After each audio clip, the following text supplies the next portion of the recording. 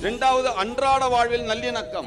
RSS இயக்கமே அன்புக்கான இயக்கம். 100 ஆண்டு ஒரு இயக்கம் இருக்க முடியுமா அப்படின்னா அன்புதான் அதனுடைய மைய கருத்து. எல்லாரிடமும் அன்பு செலுத்துவோம். நமக்கு ஷாக்கால கற்றுக் கொடுக்கிற பழக்கமே நம்ம கிட்ட ஜாதி கிடையாது, பேதம் கிடையாது, தீண்டாமை கிடையாது, உயர்ந்தவன் கிடையாது, தாழ்ந்தவன் கிடையாது, ஏழை கிடையாது, பணக்காரன் கிடையாது. நாம் அத்துணை பேரும் ஒரு குடும்பத்தை சார்ந்தவர். நமக்கு அன்னை பாரத மாதா. அப்படி அன்போடு எல்லாரோடையும் பழகுவோம். இந்த ஆண்டு நூற்றாண்டை ஒட்டி பஞ்ச பரிவர்த்தன 5 அமுதத்திலே 2வது அமுதம் சமுதாய நல்லிணக்கம். நல்லிணக்கம்னா பெரிய அளவுல எல்லா சமுதாயத்தையும் ஒண்ணா அணைச்சு சமபந்தி போஜனம் நடத்துறது, அன்னதானம் பண்றது அப்படி இல்ல. அது இருக்கும், எப்படி நடக்கட்டும். ஆனா நாம என்ன பண்ணுவோம்? நம்மை சுற்றி இருக்க எல்லாரோடும் அன்போடு பழக வேண்டும். நம்ம வீட்டு குப்பையை வாசல்ல போடுறோம், குப்பை எடுப்பதற்காக ஒரு தெரு கூட்டுபவர் வருகின்றார், அவர் சகோதரர். அவரை ஒரு தடவை வீட்டுக்கு கூப்பிட்டு ஒரு டம்ளர் தண்ணி கொடுக்கலாம் தான். அப்படி நமக்காக, நம் குடும்ப மேம்பாட்டிற்காக யாரெல்லாம் சுற்றி இருக்கவர்கள் நமக்கு உதவுகின்றார்களோ அத்துணை பேருடைய இன்முகத்துடன் அன்போட பழகுதல், இதுதான் சமுதாய நல்லிணக்கம்.